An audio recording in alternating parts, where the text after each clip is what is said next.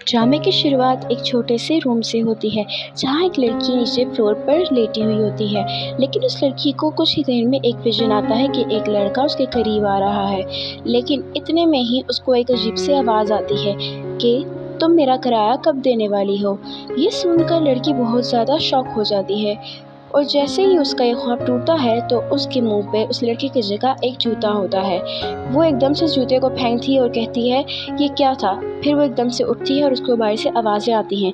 वो जैसे ही बाहर जाकर दरवाज़ा खोलती है तो बाहर उसकी लैंडलेडी खड़ी हुई होती है जो उससे कहती है कि तुम मेरा किराया कब देने वाली हो। लड़की ये बात सुनकर थोड़ी एम्बेरस होती है और कुछ ही देर बाद हमें दिखाया जाता है कि वो उस लैंडलेडी को कुछ राइस से भरे बैग दे रही है। इसके साथ लैंडलेडी उसको लेती है और कहती है कि मुझे बहुत अफसोस है कि मैं तुम्हारे बाबा के भेजे हुए राइस लेके जा रही हूँ, लेकिन तुमने रेंट नहीं दिया तो ये तो होगा।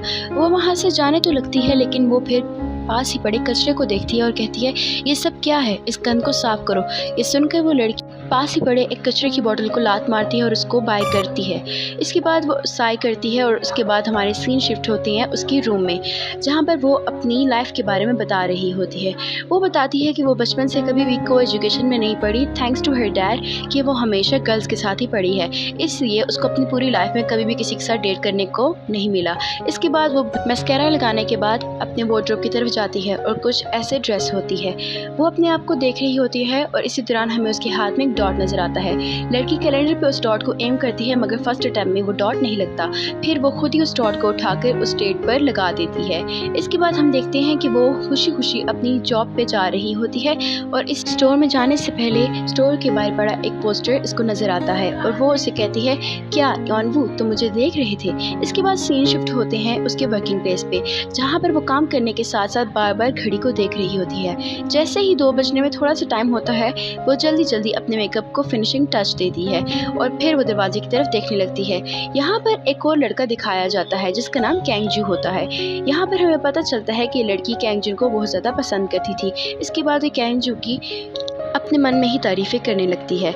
इसके बाद ये विंडो पे खड़ी ही होती है और प्रे कर रही होती है कि वो अपना ऑर्डर करे। इतने में ही कैंगजू ऑर्डर देने के लिए आवाज़ लगाता है। लड़की बहुत खुश हो जाती है क्योंकि इसको लगता है कि ये जाएगी, मगर एकदम से फिर ये शॉक भी नज़र आती है क्योंकि इसी की एक वर्कर, इसी की कोलीग वो कैंगजू के पास जाती है और कैंगजू से ऑर्डर लेने के साथ साथ अजीब अजीब हरकतें करती है जैसे आइज़ को ब्लिंक करना।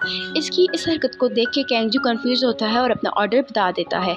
इसके बाद हमें दिखाया जाता है कि जब कैंगजू रिसेप्शन पे जाके अपने ऑर्डर के पैसे देने लगता है तो वो भी शॉक हो जाता है क्योंकि ये लड़की भी वही हरकतें कर रही थी। इसके बाद वो इससे पूछता है कि क्या तुम ठीक हो। इस बात पर वो थोड़ा सा कंफ्यूज होता है लेकिन ये लड़की बात को गोल मटोल करते हुए कहती है नहीं नहीं मुझे कुछ नहीं हुआ, आपके $8 हुए।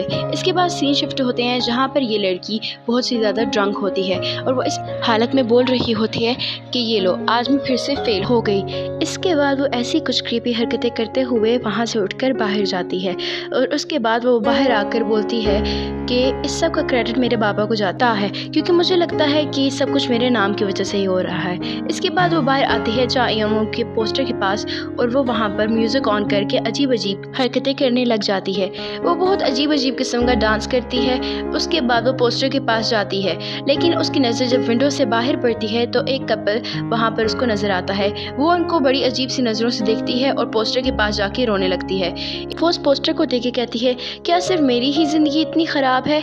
इसी दौरान रोते रोते उसका एक आंसू उस पोस्टर के ऊपर जाके गिरता है और वो जगह उसकी ग्लो करने लगती है। इसके बाद सीन शिफ्ट होते हैं उसके घर में। वो उस पोस्टर को अपने घर पे लेके आती है और क्योंकि वो बहुत ज़्यादा ड्रंक होती है इसके बाद वो खुद से ही बातें करते हुए उस पोस्टर को अपना घर दिखाने लगती है।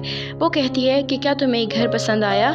हाँ मुझे भी बहुत पसंद है। इसी दौरान इतना ज़्यादा ड्रंक होने की वजह से वो उस पोस्टर को साइड पर सेट करती है और वहीं पर फ्लोर पर गिरकर सो जाती है।